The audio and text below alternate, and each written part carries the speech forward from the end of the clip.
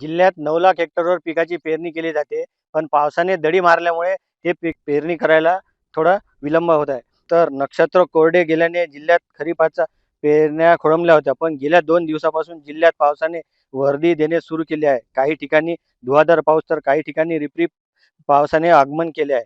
शेतकऱ्यांचीही लगबग आता वाढली असून जिल्ह्यात पेरण्यांच्या कामाला गती आली आहे.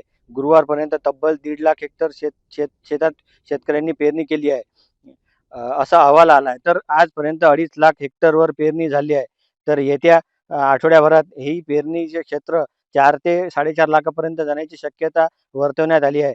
गेल्या 24 तासात जिल्ह्यातील 11 मंडळात जोरदार हजेरी पावसाने लावली असल्याने त्यातील 8 मंडळामध्ये अतिवृष्टीची नोंद झाली आहे. 95,000 हेक्टर क्षेत्रात झालेल्या पेरण्यांमध्ये कापसाची सर्वाधिक तर पाठोपाठ तूर पिकाची पेरणी करण्यात आली आहे. त्यामुळे सध्या शेतकऱ्यांमध्ये आनंदाचे वातावरण दिसून येत आहे. अतुल राऊत, LS मराठी, यवतमाळ.